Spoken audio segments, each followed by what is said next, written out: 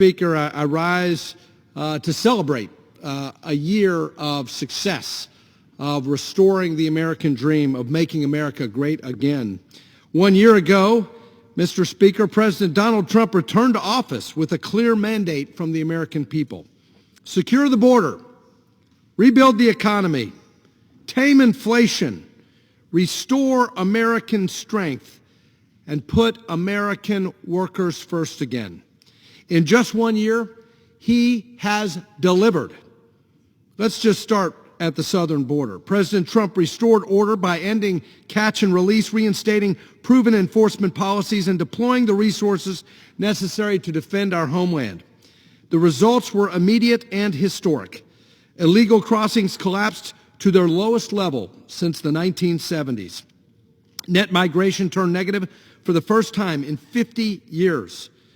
Fentanyl trafficking at the southern border was cut by more than half, saving American lives. And criminal cartels designated as terrorist organizations were stopped and the rule of law was reinstated.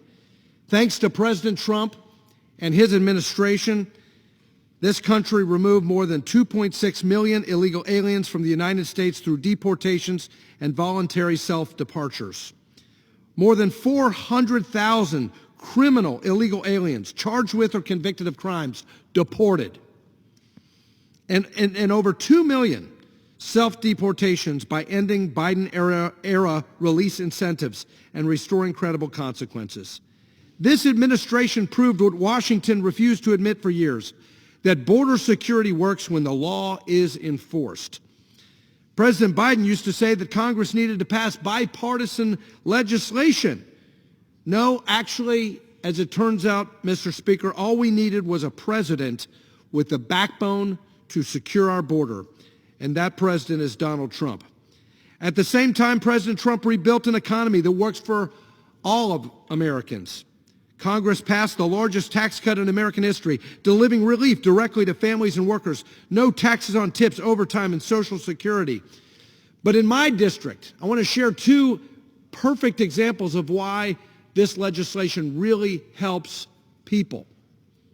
The Made in America tax provision in the One Big Beautiful Bill, the Working Families Tax Cut Bill, resulted in immediate investment, $2.5 billion investment in Harrodsburg, Kentucky, Mercer County, Kentucky, in my district, where Apple, making the iPhone, decided to move jobs out of China to Kentucky, where now, as a result of the president's leadership and this Republican Congress and the Working Families Tax Cut Bill, all the Gorilla Glass, as they call it, will be made for the iPhone and Apple Watches at the Corning plant in Harrodsburg, Kentucky. That's a $2.5 billion investment specifically because of this bill in my district. And in addition, we're known as the horse capital of the world in Lexington, Kentucky. And at the Keeneland Sales, it's a world-famous, world-class horse sale, yearling sale every September. $6.5 billion economic impact to the Commonwealth of Kentucky. We're very proud of that. But because of the restoration of 100% bonus depreciation, they set a record this past September. $531 million of yearling horses sold. That means jobs for working Kentuckians. That means more economic activity for working families in Kentucky. That means all the ancillary businesses, all the way down to the farriers and the grooms and the restaurants. All of that money gets recirculated into the central Kentucky economy. There were over 50 yearlings that were sold for over $1 million each, and the results were phenomenal, a record sale. Now, people around the country may not know about the horse industry, but that's just one industry that was benefited by restoration of full bonus depreciation. And all the buyers at our auction, they said it was bonus depreciation that resulted in this uptick in sales and economic activity. Inflation, which crushed households under the previous administration, is falling sharply. Wages are rising, and the American people are going back to work. 2.4% is where inflation is now, near the Fed's target for price stability, down 70% from the height of Biden's inflation crisis. Lowest mortgage rates in 3 years. And this is where I really think the administration's economic record is something to behold. The largest and fastest blue-collar wage growth in 60 years. So it's not just that prices are coming down, it's that real wages, inflation-adjusted wages, are going up for the American people. And this wasn't an accident. It was a result of pro-growth policy, not just the tax cuts, but deregulation, decreasing the cost of business so those businesses could afford to retain those workers through higher wages and faster wage growth. Confidence is returning to the American economy.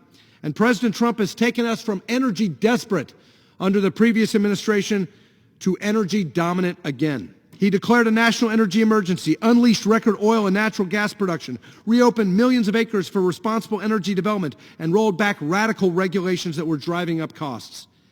And President Trump in Kentucky, thank you for putting Kentucky coal miners back to work, putting Kentucky coal back in our bloodstream, and we don't have a choice anymore. Under the last 16 years, we prematurely retired 290 coal-fired power plants, while China is building 2 new coal plants a week because they're committed to winning the AI race.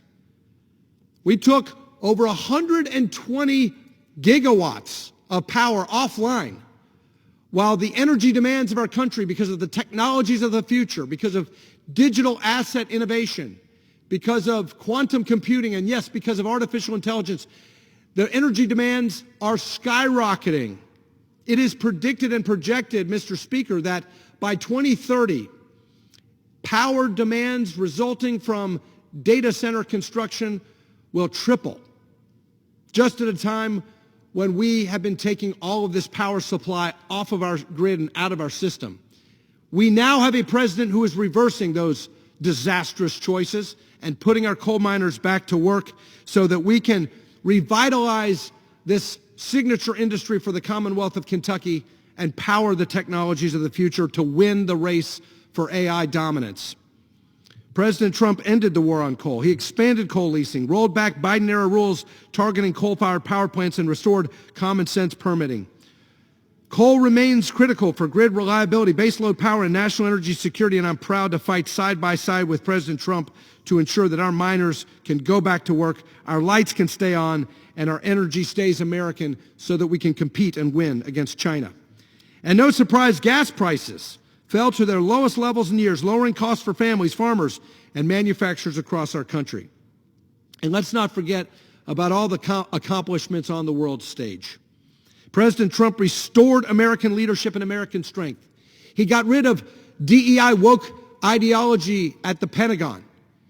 He focused on rebuilding American military readiness and lethality and prioritizing the strength of the American military over liberal left-wing politics. The result was clear. He restored American leadership. He destroyed Iran's nuclear weapons capability, reimposed maximum pressure on rogue regimes, restored peace to our key ally in Israel, returning the hostages, dismantling and degrading the capabilities of Hamas in Gaza, working with our allies in the IDF. He dismantled the narco-terrorist dictatorship of Nicolas Maduro in Venezuela, negotiated peace agreements on 4 different continents, proving that strength deters conflict and leadership produces peace. Our allies stepped up, our adversaries stepped back, and America once again led from a position of strength and confidence. The results speak for themselves. A stronger economy, lower inflation, higher wages, lower energy costs, a secure border, energy dominance, an economic resurgence, a restoration of the American dream, a restoration of common sense. No biological women, no biological men in the private spaces of our daughters. No biological men competing against girls in their sports. Thank goodness we have common sense in this country once again. And thank goodness we have a president who looks to the future, who wants to position the United States to be the leader, the crypto capital of the world, by signing into law the Genius Act, Mr. Speaker, that you and I worked on together, by putting into motion an AI action plan so that we can be the dominant leader in artificial intelligence, which has applications in financial services, education, medicine, pharmaceutical development, bringing on efficiencies and productivities in manufacturing. We haven't even seen all the potential. And making sure that we can deter our adversaries through the applications that AI presents for our military. Mr. Speaker, as President Trump would say, the golden age is here, and we must continue to support our president as he leads this nation forward. I'm proud to work with him to make America great again, and I yield back.